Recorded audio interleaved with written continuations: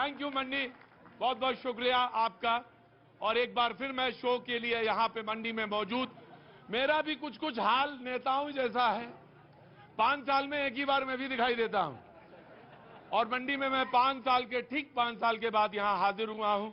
बहुत बहुत शुक्रिया। अपने बुजुर्गों को देख रहा हूँ जो खड़े हैं, उन सब का बहुत बहुत अभिवादन, बहुत बहुत शुक्रिया जो आप यहाँ पर आज मौजूद हैं। मुझे 5 साल पहले मंडी का वो शो याद है, मैंने ठीक इसी के नीचे किया था।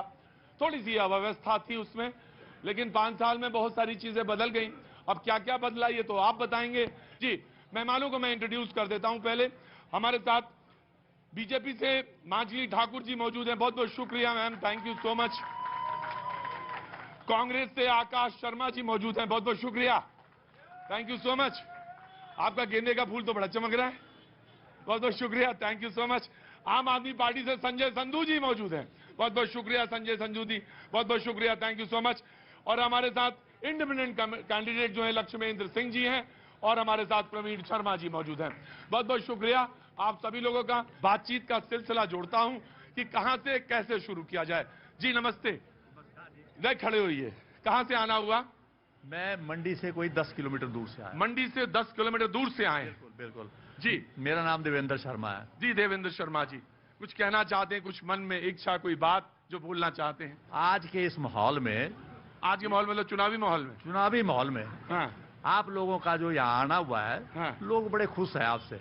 मुद्दे खुश हैं? बिल्कुल, मुद्दे नहीं भूलते, हाँ। मुद्दे वही रहेंगे जो पब्लिक के मुद्दे हैं। हाँ। बेरोजगारी है, हाँ। महंगाई है, हाँ। और दूसरे बहुत सारे और ऐसे मुद्दे हैं जो पब्लिक के बीच में मुद्दे हैं बहुत सारे। शिक्षा का मुद्दा है, उसका बढ़ गया है सारा, 400 गुना फीस कर दी गई है। शिक्षा का मुद्दा है, स्कूल की फीस है, बहुत सारे लोग हैं। क्या नाम है तुम्हारा? करिश्मा। करिश्मा, बहुत अच्छी बात है, बहुत बहुत शुक्रिया। मैं बात कर लूं 2-4 लोगों से। आपका कहां से आना हुआ? धर्मपुर से। धर्मपुर तो पास में ही है, बहुत दूर है? कितना दूर है? यहाँ से 80 किलोमीटर दूर। 70 किलोमीटर। जी, कुछ कहना चाहती, कुछ मन में कोई बात? हाँ जी बोलिए। बेरोजगारी, महंगाई। बेरोजगारी, महंगाई। आप क्या काम करती हैं? बेरोजगार हूँ, पढ़ी लिखी बेरोजगार। पढ़ी लिखी बेरोजगार है। क्या बात? शेखर चंद्रशेखर। हाँ, परिवार एक ही है, मैं समझ गया। तो पढ़ी लिखी बेरोजगार, मैं आज आपको बुलाऊंगा सेंटर में पढ़ी लिखी बेरोजगार को। बहुत अच्छी बात। बाबूजी कहाँ से हैं आप? जी धर्मपुर से सर। धर्मपुर से? बिल्कुल सर। अच्छा, वहीं से जहाँ से पढ़े लिखे बेरोजगार हैं? नहीं हम बेरोजगार नहीं है। आप बेरोजगार नहीं नहीं है? है। अरे अंदर आ जाओ, अंदर आ जाओ, अंदर अंदर आओ बहन जी, आओ अंदर आओ, अंदर आओ, आ जाओ, आओ आओ आओ। तो आप पढ़े लिखे बेरोजगार नहीं है? नहीं सर। आप पढ़े लिखे रोजगार वाले हैं? बिल्कुल सर। जी, और आप पढ़ी लिखी बेरोजगार हैं? हाँ जी, ये मेरे भाई है। ये मेरे भाई हैं।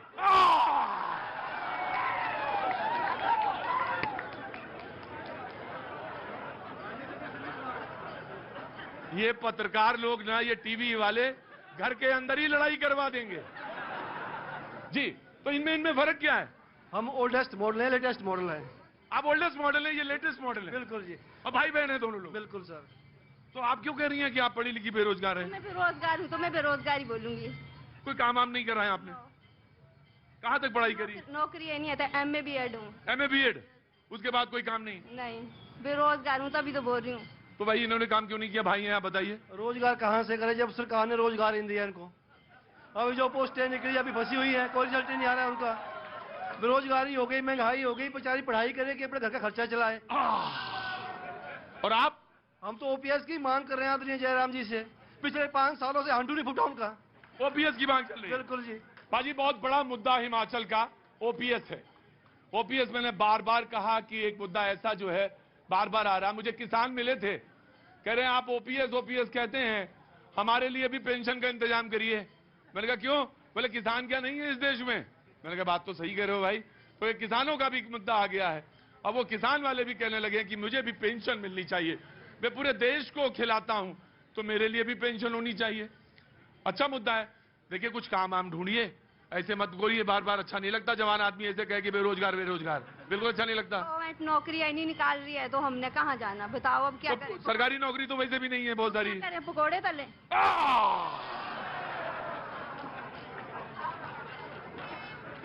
कहने लगे पार्टी नौकरी मिल नहीं रही है तो क्या मैं पकौड़े तले। पार्टी तो मैं समझ गया इनकी कौन सी है। अगर पलटा खा गया और यहां पे कांग्रेस की सरकार आ जाएगी, उसी दिन तुम जो हो पढ़ी लिखी रोजगार वाली हो जाओगी। हम तो यही चाह रहे हैं। आप दोनों लोगों से कहूंगा जहां जहां खड़े हो वहां मत जाएं। आम आदमी पार्टी के बारे में कह रहे हैं कि आप तो गाने भी बहुत अच्छे गाते हैं, आपकी एल्बम भी आई है, तो गागा के वोट मांग रहे हैं या ऐसे ही वोट मांग रहे हैं?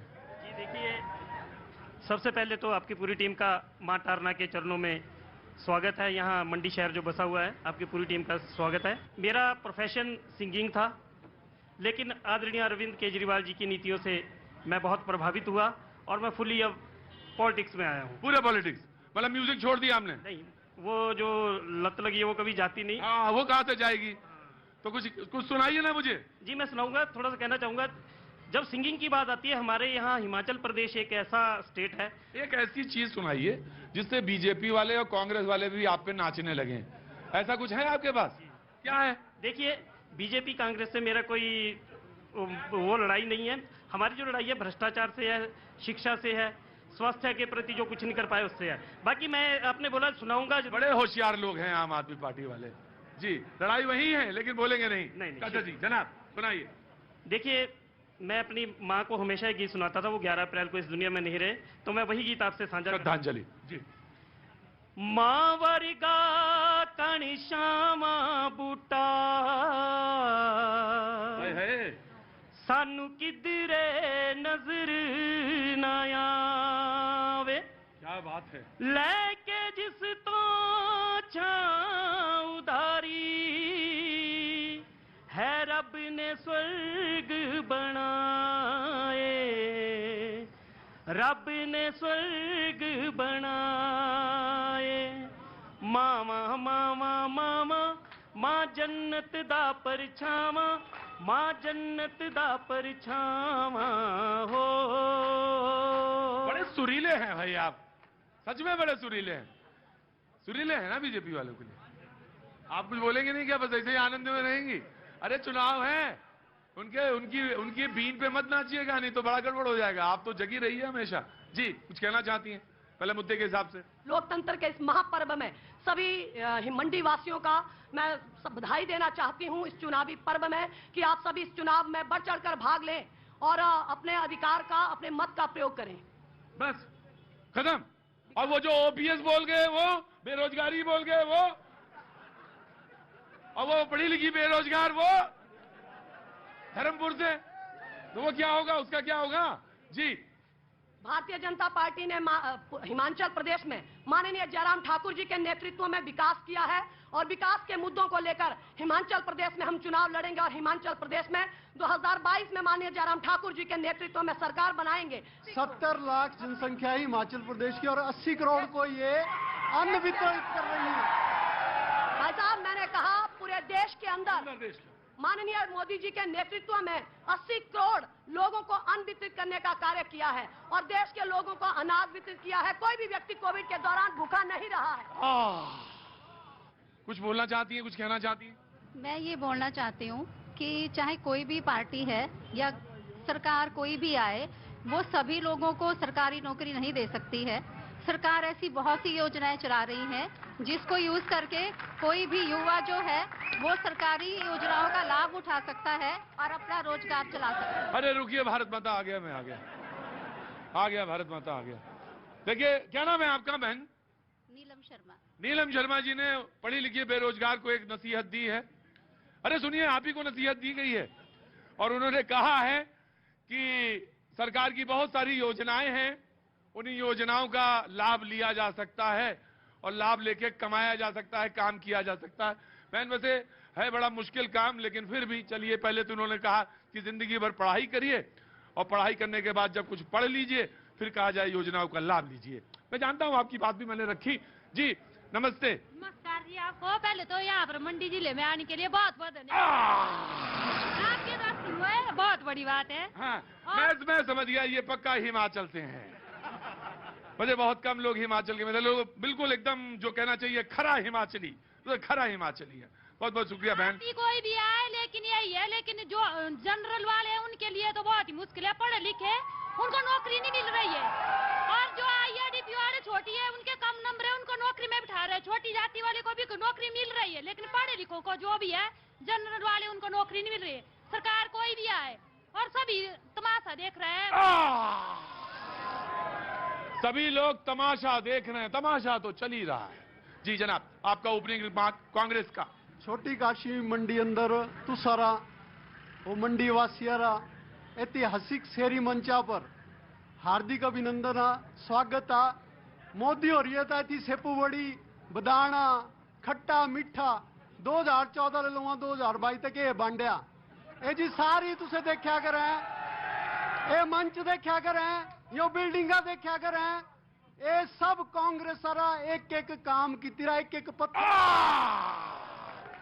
आप सोच रहे होंगे कि इन्हें समझ में आया या नहीं आया, ये अभी गुजरात जाएंगे तो कैसे समझेंगे, समझ में सब आया। बोले जो जो आपको दिख रहा है, जो जो आंखों से दिख रहा है वो सब कांग्रेस ने बनाया है। बनाया कि नहीं बनाया? मैं कहा हाँ बनाया। बोले वो जो सामने सब हैं वो सब कांग्रेस ने बनाया, बिल्कुल बनाया, इसमें दो राय नहीं, आप ही थे तो बनाया। ए बोलना चाहे मंडी वाले ले भी भाई ए जी पहाड़ी ए लाई थी, पहाड़ी भी बनाई आपने क्या? खूंडने लाई रही पहाड़ी। अच्छा 80 मंदिर है थी 80 शिव जी रे तीना कटे कुछ नहीं किता। एक स्कूल राज्य विजय से निधि तरह थी ते खोड़ा खुणी था। इस मंचाले से जा सारा विधायक था ते जो कुर्सी नहीं देती बैठने 5 साल से ते जो घर नहीं देता शिमले ए वैसे बीजेपी ले इलेक्शन लड़ता मुझे मालूम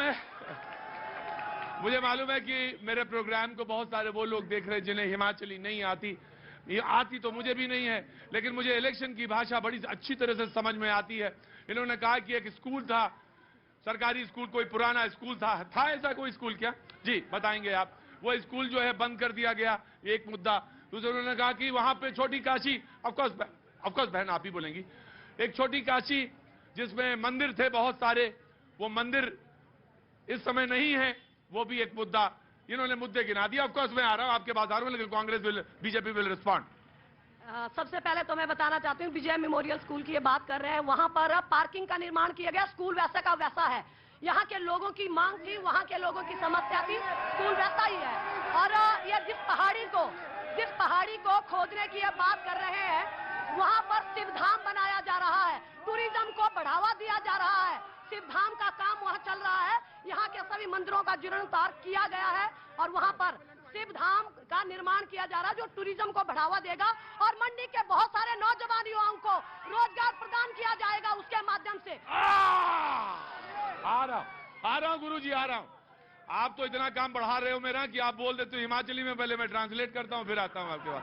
हल्का हल्का रखो। हमारी जो छोटी बहन मांचली जी हैं, ये जिला उपभोक्ता फोरम की गवर्नर के द्वारा इनकी नोटिफिकेशन हुई है। सदस्य मैं एडवोकेट हूं, मैं इनकी कोर्ट में खड़ूंगा एज ए वकील और ये सब लोग खड़ेंगे। क्या ये भारतीय जनता पार्टी को यहाँ रिप्रेजेंट कर सकती है? मेरा बड़ा प्रश्न है कि संवैधानिक संस्थाओं का भारतीय जनता पार्टी द्वारा दुरुपयोग किया जा रहा है। कोई और आ सकता था डिबेट में, इनको पता नहीं है। She is my younger sister but this is very bad.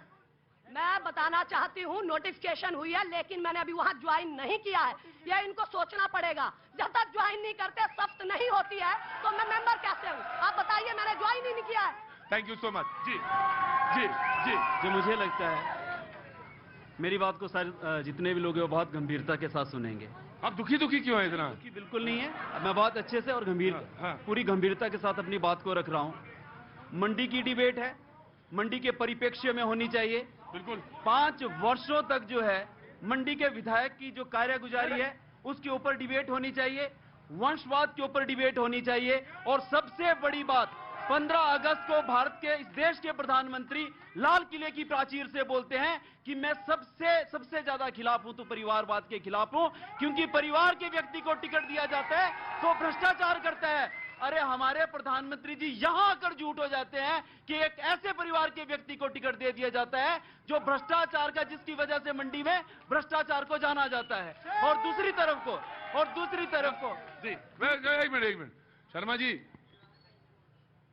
जले हुए हैं क्या? है ना? आंसर देता हूं, जला क्यों नहीं होगा? जिस पार्टी को मैंने 18 सालों तक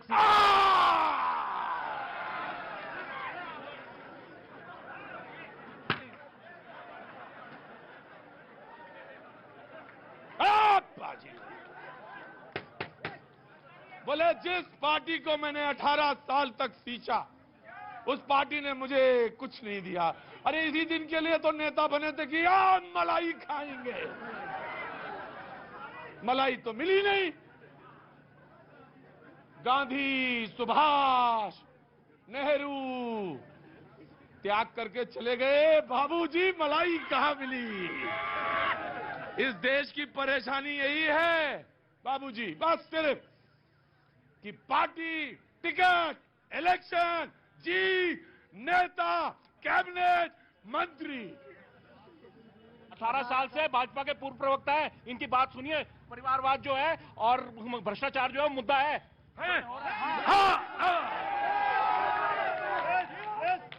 और एक इसमें कड़ी में रह गया था, सबसे इस जो कड़ी गिना रहा था ना मैं, उसमें एक कड़ी में रह गया था, और वो है पार्टी के पीछे यानी नेता के पीछे खड़े होकर जिंदाबाद नारे लगाने वाला।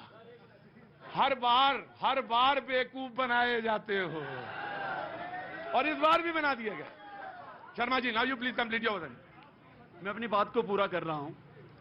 आपने ये कहा कि जब किसी को कुछ नहीं मिलता है तब जाके वो लड़ता है। 29 नवंबर का 2007 को यही मंच था जहां मैं भारतीय जनता पार्टी के कैंडिडेट के रूप में मैंने यहां से अपना भाषण दिया और ऊपर जाके मैंने नामांकन किया। और शायद भारत के अंदर मैं पहला लड़का था जिसने नामांकन के 3 दिन के बाद किसी दूसरे प्रत्याशी को अपना टिकट दे दिया। और इसके लिए लाल कृष्ण आडवाणी जी ने भी कहा शायद ऐसे जैसे कार्यकर्ता पैदा करने के लिए भारतीय जनता पार्टी हुई थी। तो आप ये मत कहिए कि मेरे मन के अंदर लालच है। अब दूसरा, 2012 के अंदर ये मंडी की जनता की गवाह है, मैंने फिर से अपना टिकट दिया। 2017 के अंदर तो वैसे व्यक्ति को टिकट दे दिया जिसके खिलाफ मैं हमेशा से लड़ता रहा। और आप में एक भैया जी एक बात और कहना चाहता हूं आपके सामने, कहिए, अगर संकोच होके कहिए। अगर मेरे में लालच होता तो आज यहां नहीं खड़ा होता, बिक चुका होता मैं 3 दिन पहले। वाह रे शर्मा जी, वाह रे शर्मा जी, मजा आ गया। मंडी में ना आता तो समझो जिंदगी अधूरी थी मेरी। आज पता चला गुरुजी कि मंडी में आना जरूरी क्यों था। बोले भैया जी, बिकना होता तो 3 दिन पहले ही बिक चुका होता। शर्मा जी, कितने में दांव लगा था?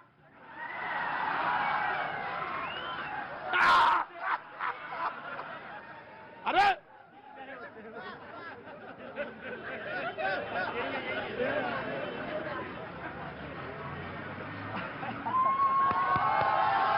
मुझसे ना पूछ, बहुत सारे लोग बेनकाब होंगे। बोले बिकना होता तो बिक जाता। मैंने पूछा कितने में दांव लगा था? रकम मोटी थी गुरुजी।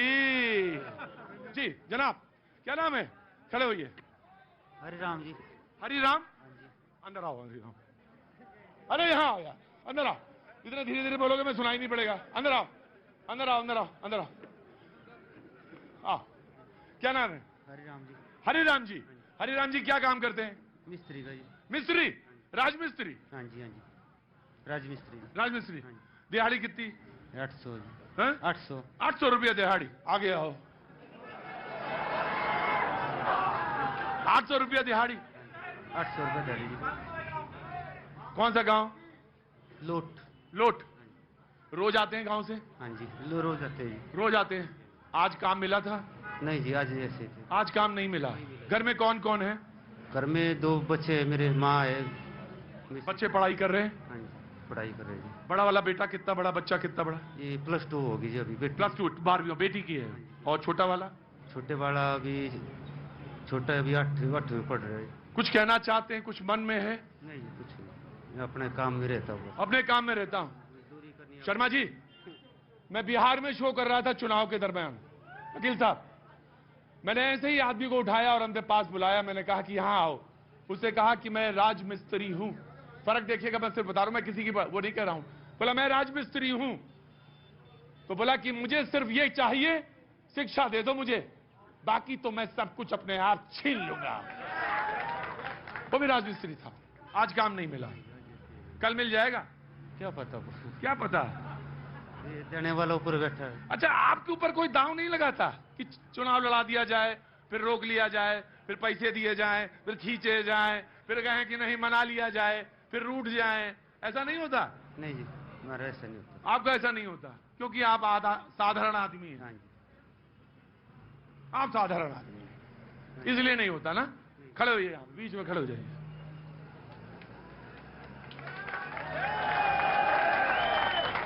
अरे प्रोग्राम काय के लिए बनाया था शर्मा जी? इसीलिए तो बनाया था प्रोग्राम, इन्हीं के लिए थे, लोगों के लिए बनाया था। बाकी आप तो बहुत गौरव गए इसमें तमाम लोग। बहन जी, now you please respond. Sharma ji, सबसे पहले मैं ये कहना चाहती हूँ कि पार्टी का टिकट हर व्यक्ति को मिले ये जरूरी नहीं है। बिल्कुल। और पार्टी के द्वारा लिया गया निर्णय सर्वोपरि होता है, उसमें मैं ज्यादा टिप्पणी नहीं करूंगी। संगठन का निर्णय सर्वोपरि है। रूठे हैं, मना लीजिए। ये संगठन का दायित्व है, मेरा दायित्व नहीं है। जाएंगे नहीं। संगठन ने अपना काम किया होगा और जरूर किया होगा, मैं पूरे विश्वास के साथ मान जाएंगे। ये इनका अपना व्यक्तिगत निर्णय है, जो ये चाहे वे करें, लेकिन संगठन का निर्णय सर्वोपरि है, ये तय है। इस वक्त अनिल शर्मा जी भारतीय जनता पार्टी के प्रत्याशी हैं और भाजपा का प्रत्येक कार्यकर्ता उनके साथ कंधे से कंधा मिलाकर खड़ा है और माननीय जयराम ठाकुर के हाथों को मजबूत करने के लिए खड़ा है। पाजी, दोनों पार्टी इस समय बड़ी संकट में है। यहाँ पे हिमाचल में दोनों लोग, मैं आ रहा, आम आदमी पार्टी में आ रहा हूं आपके पास, दोनों के लिए बागी जो लोग हैं, जो टिकट चुनाव लड़ रहे हैं, बड़ी मुश्किल बनी हुई है बाबूजी। विश्व की सबसे बड़ी पार्टी जो दम्भ भरती है, आज अपने कार्यकर्ता का निरादर कर रही है, महिलाओं का निरादर कर रही है। और वह व्यक्ति जो 4 वर्षों तक मुख्यमंत्री जी को, प्रधानमंत्री जी को कोसते रहे, कहते रहे कि मंडी में कुछ नहीं हुआ, चंद घंटों में वो इनके सर्वोपरि बन जाते हैं। ये बहुत बड़ा मजाक है सदर क्षेत्र के साथ। सर्वप्रथम मैं बताना चाहती हूँ, भारतीय जनता पार्टी ने महिलाओं को नमन किया है, बारंबार किया है। और प्रतिभा सिंह जो यहाँ से हमने एमपी जिताकर भेजी, मैं मंडी की जनता को बता देना चाहती हूँ, जो प्रतिभा सिंह हमने जिताकर भेजी है, सुनिए, मेरी बात को सुनने का दम रखिए। मंडी वासियों, उन्होंने कहा कि मैं जीती हूं तो अपर के लोगों की बदौलत जीती हूं, लोअर वालों से मुझे कोई भी सहारूकार नहीं था, ना कोई उम्मीद थी। यानी कि उन्होंने कहा मंडी वालों ने मुझे नहीं जिताया। आपके यहाँ क्या है नेताओं का हाल? कांग्रेस पार्टी में लोकतंत्र है, मुझे हक है बोलने का।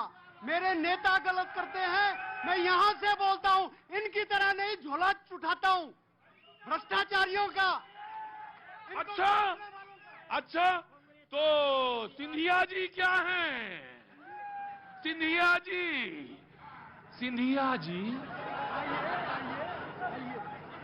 जिन व्यक्तियों को गांधी परिवार ने 30 वर्षों तक शासन नहीं किया, गोदी मीडिया ने कहा कि वो सत्ता में है। नरसिम्हा राव जी के समय से भारतवर्ष में गांधी परिवार का कोई व्यक्ति प्रधानमंत्री नहीं बना। सचिन पायलट जो मेरी उम्र के हैं, सिंधिया जी मेरी उम्र के हैं, 47-48 के, 10-10 वर्ष तक उनको कैबिनेट मंत्री भारत सरकार बनाकर, जितिन प्रसाद को बनाकर रखा। गुलाम नबी, आज यदि वो चले गए हैं तो बिना पोर्टफोलियो के मंत्री भारतीय जनता पार्टी में दुम हिला। गुलाम नबी आजाद जी ने रखी बात, तो उनकी बात को। शर्मा जी, आप 18 साल रहे ना बीजेपी में, याद गिनाइए इनको, एक एक नेताओं का नाम गिनाइए। बीजेपी कांग्रेस के कौन कौन नेताओं के साथ क्या क्या है, गिनाइए। मैं मंडी की जनता के लिए लड़ रहा हूं। आज तो आप भी अवसरवादी हो गए। मैं मंडी की जनता के लिए लड़ रहा हूं। अगर आप मेरी जगह होते तो आप किस लिए वोट डालते? कि आपके विधायक 5 वर्ष कहां रहे, कोरोना के टाइम में कहां रहे, बच्चों के रोजगार के लिए उन्होंने क्या किया, और सबसे बड़ी बात, अपने बच्चे के रोजगार के लिए तो उन्होंने पार्टी को लात मार दी, और जब सत्ता की बारी आई फिर उसी पार्टी के अंदर घुस गए। वक्त छोड़ दिया, ब्रेक के बाद फिर आता हूं। माए नी मेरी शिमले दिराहे चंबा।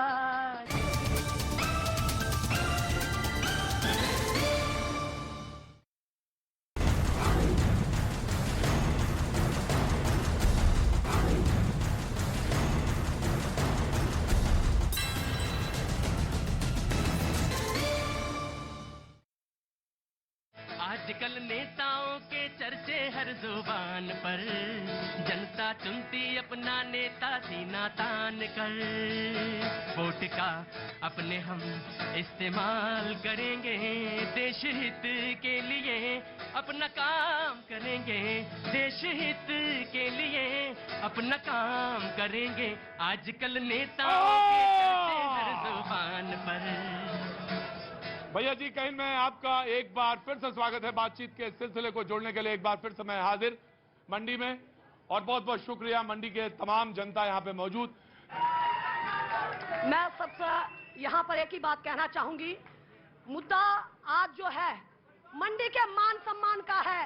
मंडी के मान सम्मान के लिए हमें लड़ना है, तो यह तय करना पड़ेगा कि क्षेत्रवाद में जिन्होंने आपको बांटा है, जो अपर और लोअर का भेद कर रहे हैं, ऐसे लोगों को बाहर निकालना है। जो नारी को नमन करने की बात कहते हैं, वो कहते हैं गुड़िया रेप कांड एक छोटी सी घटना थी, बेटियों का रेप हो जाता है, उनको मार दिया जाता है, वो उनको छोटी सी घटना लगती है।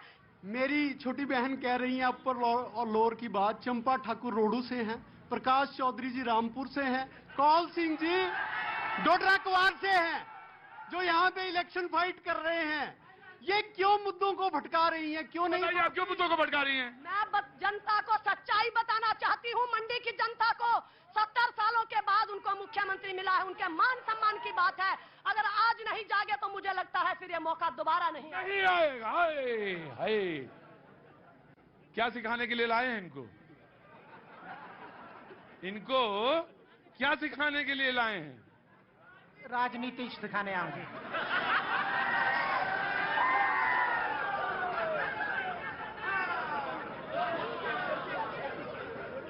इनको भी ले आइए, उनको भी ले आइए। मैंने पूछा इनसे, क्या नाम है साहब आपका? मेरा नाम सर सुरेंद्र ठाकुर। सुरेंद्र ठाकुर जी से मैंने पूछा कि बालक को, बच्चे को लेकर क्यों आए हैं, यहाँ क्या सिखाने के लिए है? बोले इनको यहाँ सिखाने के लिए आए। आपको याद आ गया बोलने के लिए? बोले मैं इनको ले आया हूँ यहाँ पे राजनीति सिखाने के लिए। कौन सी राजनीति सिखाना चाहते हैं इनको? राजनीति सर आज की डेट में जो है ओपीएस एक बहुत बड़ा मुद्दा बना हुआ है, तो इनको सिखाएंगे? जी बिल्कुल। एक सच्चे राजनेता की तरह किस तरह से जो है कर्मियों के लिए जो है बेहतर भविष्य के लिए जो ओपीएस बहाल करनी है, किस तरीके से शासन करना है, इस चीज की जो है इनको अभी से बता रहे हैं। जी जी जी अभी चाहिए। आ गया।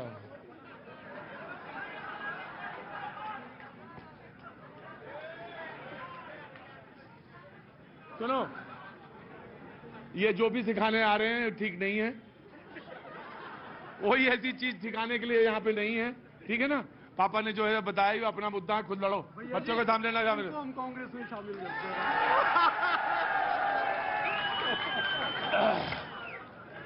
बच्चे राजनीति से दूर रखे जाएं। बच्चे देश का भविष्य हैं, रोशनी है, इसलिए लिहाजा उनको जिनको बचा के रखना था उनको तो रख ना पाए कांग्रेसी।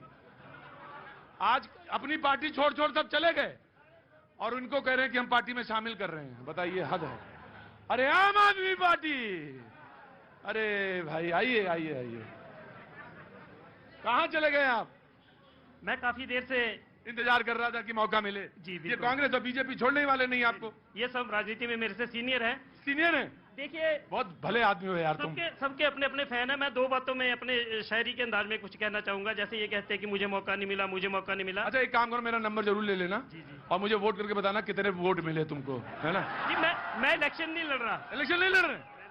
कौन लड़ रहा है? मैं प्रदेश का प्रवक्ता हूँ। अरे माफी माफी माफी। मैं चाहूंगा आप सब मेरी इन बातों पे ध्यान दें। हाँ। जिनका दिल टूटा है। हाँ, दिल टूटा है कि पिपल दे पत्तिया खड़ खड़ खड़ कानू लाई हुई आ, पुराने पत्ते हुण झड़ गए, रुत नवियां दी आई हुई आ। अरे इधर आइए।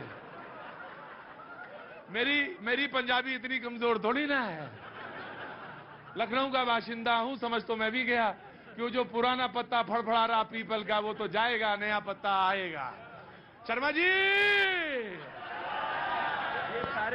ये जितने भी लोग हैं ना, चाहे कांग्रेस के और बीजेपी के, खून के घूंट पी रहे अंदर तक। अच्छा, पता क्यों?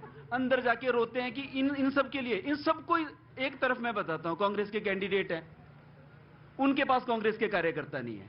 बीजेपी के कैंडिडेट हैं, टिकट अवश्य है, पर बीजेपी के कार्यकर्ता नहीं है। अब इनकी मुश्किलें क्या है कि डिबेट में खड़ा होना पड़ रहा है, पर दोनों अंदर से सिर्फ यही सोच रहे हैं कि ये परिवारवाद से मुक्ति मिलेगी कब।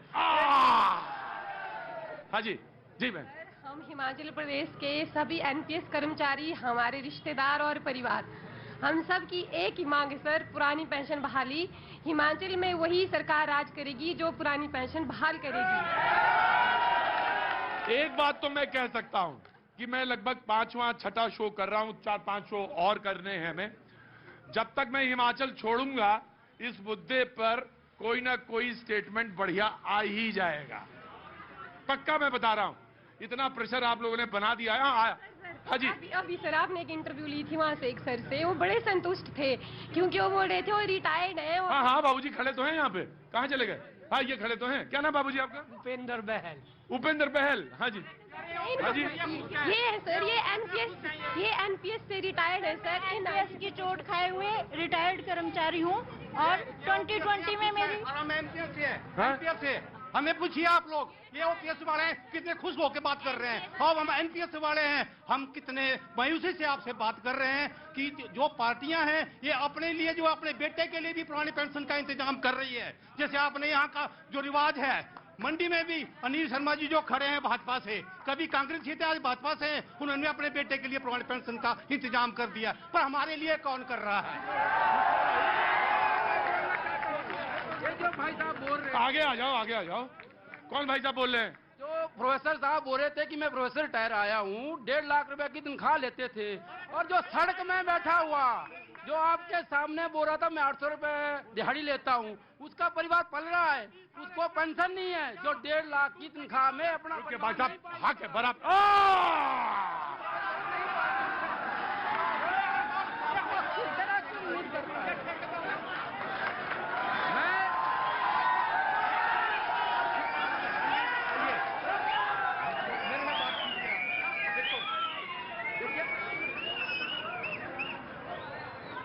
भाई ये मंडी है। हाँ जी बोलिए, आराम से पहले। हाँ जी आप बोलिए, क्या कह रहे थे आप? देखिए ये जो आदमी बात कर रहा है बीच में, मैंने भी नहीं, क्या नाम है आपका? मैं दिलीप ठाकुर हूँ। दिलीप ठाकुर जी जो बात कर रहे हैं, दिलीप ठाकुर जी, दिलीप ठाकुर जी, दिलीप ठाकुर। और आपका नाम? मेरा है professor K R. Saini, retired. Professor K R. Saini, professor K R. Saini, जोर से भला करो, मैं भगा देंगे सबको। Professor K R. सैनी।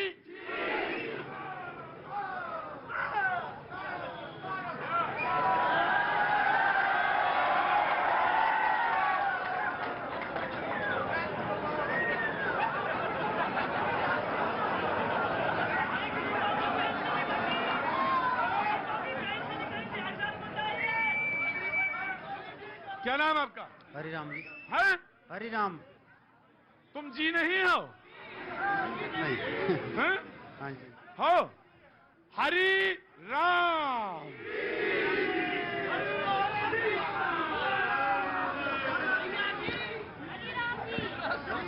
सत श्री अकाल जी। सत श्री अकाल। जो बोले सो।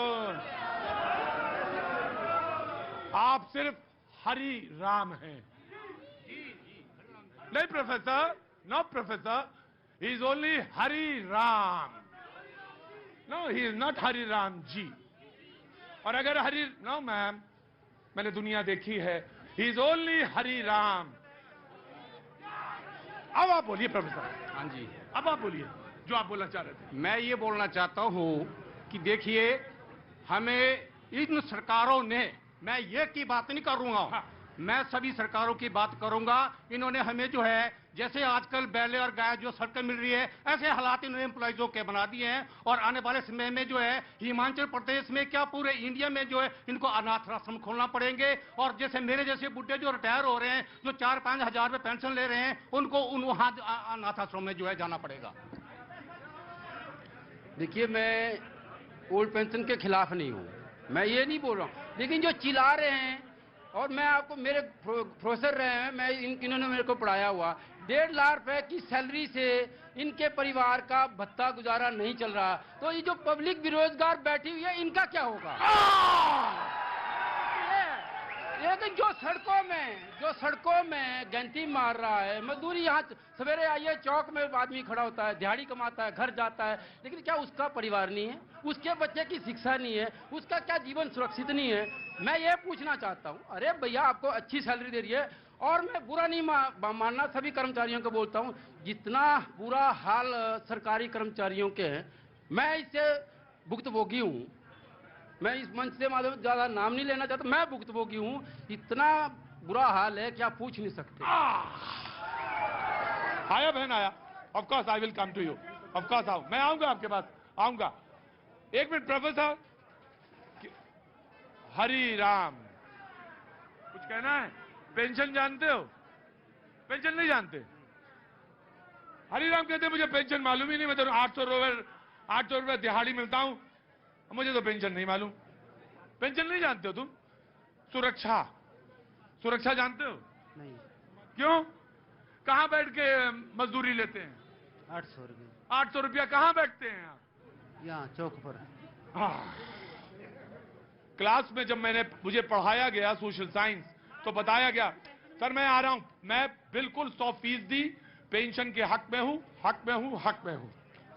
होनी चाहिए। लेकिन बहन मुझे कहने दो, इस समय भरा हुआ हूं मैं भी। सारा त्याग, सारा भगत सिंह और सारा त्याग जो है हरि राम करेंगे, सारा त्याग हरि राम करेंगे। और प्रोफेसर ने क्लास में मुझे यह पढ़ाया कि समाज में सबको दधीच होना चाहिए। क्या होना चाहिए? दधीच।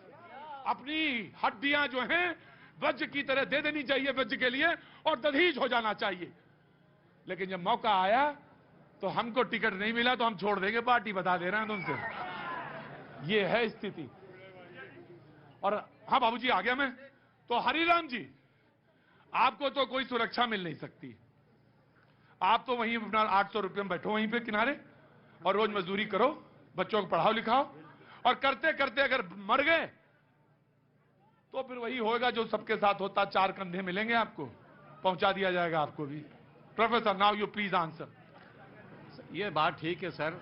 अब हिमाचल प्रदेश से यहाँ की परिस्थिति ऐसी है, कोई नहीं पढ़ा सकता है, कोई पढ़ा सकता है। अब ठीक है, इनके परिस्थिति ऐसी थी, बेचारे नहीं कोर्स कर सके, तो मैं तो ये चाहता हूँ कि ऐसे लोगों को भी जो है कुछ ना कुछ जो है सरकार की तरफ से होना चाहिए, चाहे कुछ भी पेंशन करे। जरूर होना चाहिए प्रोफेसर, जरूर होना चाहिए, 100% होना चाहिए।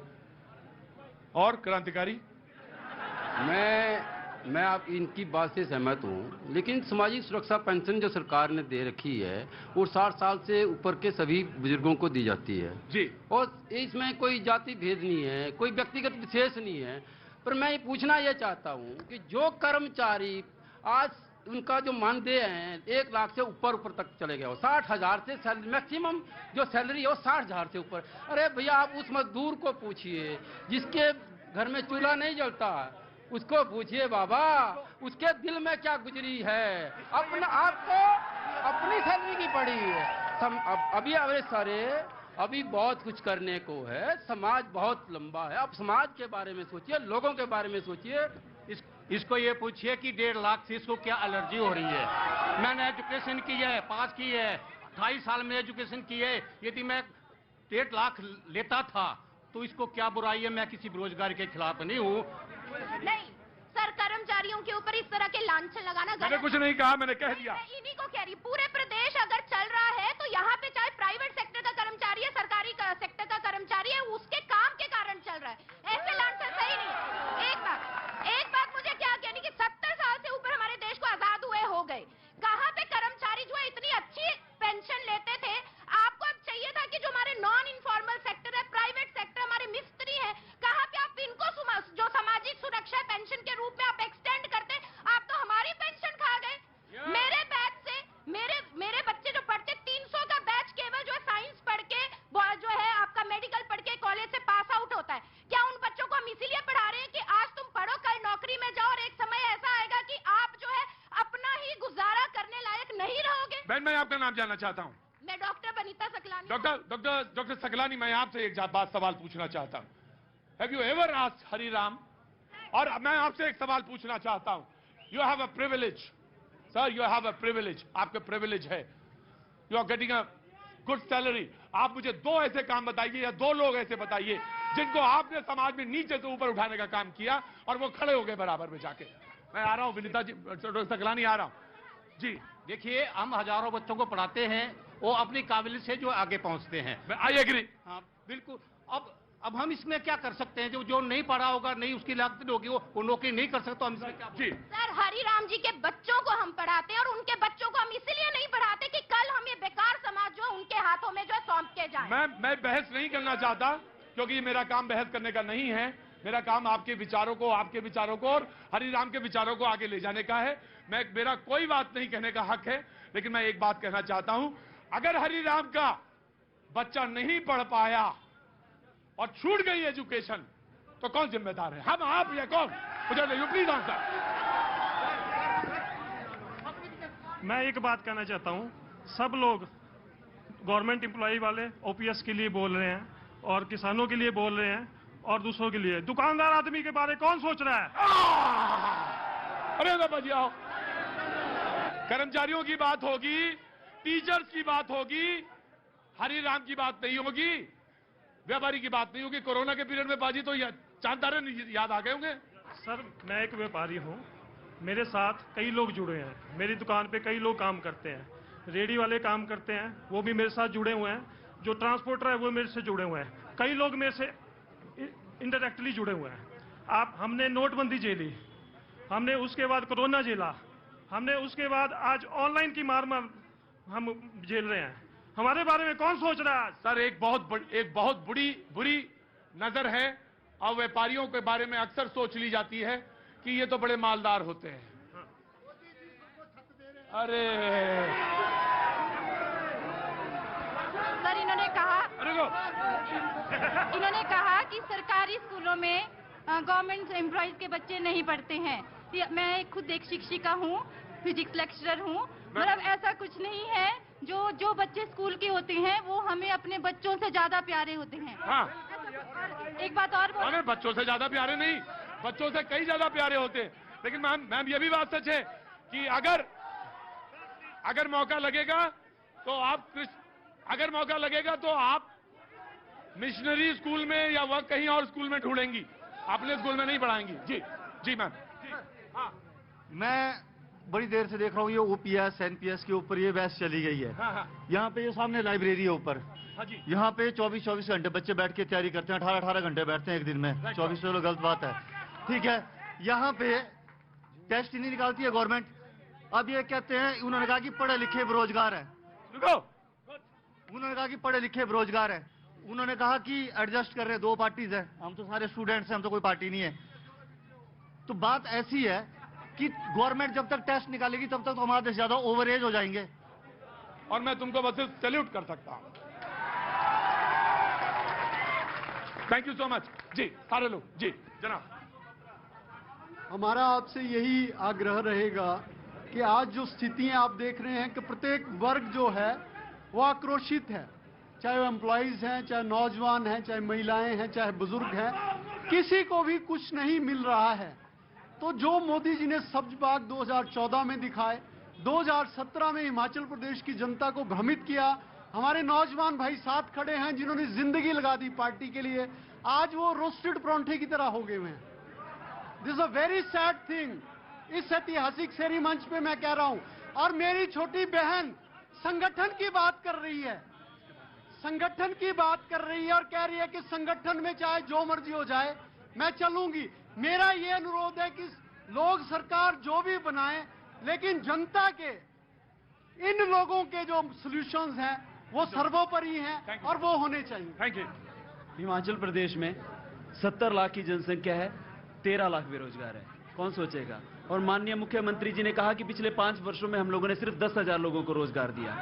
दूसरा, जब आजादी मिली तब हर व्यक्ति को पेंशन थी, आज 1,30,000 कर्मचारियों को पेंशन क्यों नहीं है? जबकि हम दावा करते हैं कि हम दुनिया की सबसे बड़ी 7वीं सबसे बड़ी अर्थव्यवस्था बन गई, और ये 35,000 आउटसोर्स के ऊपर जो कर्मचारी बैठे हैं, जो 5 और 7 हजार के ऊपर पिछले 18 सालों से लग रहे हैं, उनके लिए कौन लड़ेगा? यही सबसे बड़े मुद्दे हैं और चुनाव इन्हीं मुद्दों के ऊपर होना चाहिए।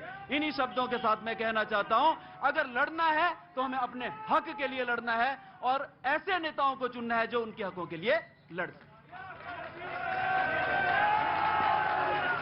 Sharma ji, thank you so much. मैं आपका सम्मान करता हूं, बहुत बहुत सम्मान करता हूं, और आपने अपनी बात रखी, बहुत बहुत शुक्रिया। मैं इसमें कुछ जोड़ूंगा नहीं, आगे मैं जोड़ सकता हूं लेकिन जोड़ूंगा नहीं। जी जी जनाब, कहां चले गए थे आप? मैं तो आपकी तरफ ही देख रहा हूं जी। देखिए, इधर के उधर, उधर के इधर आ रहे हैं। आपको पता इलेक्शन आ रहे हैं, इधर के उधर, उधर के इधर आ रहे हैं। अब पता लग गया कि इलेक्शन आ रहे हैं। क्या बात है, कुछ सुनाइए, जल्दी गुनगुनाइए। हुस्न पहाड़ों का ओ साहिबा, हुस्न पहाड़ों का क्या कहना के 12 महीने यहाँ मौसम जाड़ों का। क्या बात है जनाब, आपका दिमाग। अभी आप देख रहे हैं जितने भी हमारे जो राष्ट्रीय दल है उनके बीच में जो जितना चीजा लेदर हुआ है, ये एक कॉकटेल बन गया है। हम खुद नहीं समझ पा रहे हैं कौन बीजेपी में जा रहा है, कौन कांग्रेस में आ रहा है, या कौन कहां जा रहा है। ये सेगमेंट है, संगठन से बाहर जा रहे हैं, इनके ही लोग बाहर जाकर के इनको ही जूता क्यों मार रहे हैं। इसीलिए हम देख रहे हैं, जहां तक मैं इंडिपेंडेंट हूं, आजाद हूं, काफी लोग मुझे जानते हैं। आप संतुष्ट रहिए, आप आजाद हैं, बिल्कुल संतुष्ट हैं। हम आजाद, हम संतुष्ट हैं, सब जानते हैं हम संतुष्ट हैं, लेकिन आपको कोई झगड़े में पड़ने की जरूरत नहीं है। फिर भी हम झमेले में तो पढ़ना जानते हैं। जो आपने बोला स्कूल, आप जाना चाहते हैं झगड़े में? झमेले में तो जाना चाहते हैं। अरे कहे अच्छी खासी जिंदगी है, आप कहाँ? हम जाना चाहते हैं क्योंकि हमारा ये पैतृक गुण है, हम इनको बताना चाहते हैं, अभी नंगा करना चाहते हैं। क्या है ये? अरे नंगा ना करिए, ये शब्द अच्छा नहीं लगता। जी बाबूजी जल्दी बोलना। सर एक्चुअली आज हम इसलिए आए कि हमने देखना है कि कौन सा कैंडिडेट अच्छा है, कौन सी पार्टी अच्छी है। तो आज मैं किसी पार्टी से नहीं हूँ, हमारा वोट हमेशा चेंज होता है। वो सिर्फ जब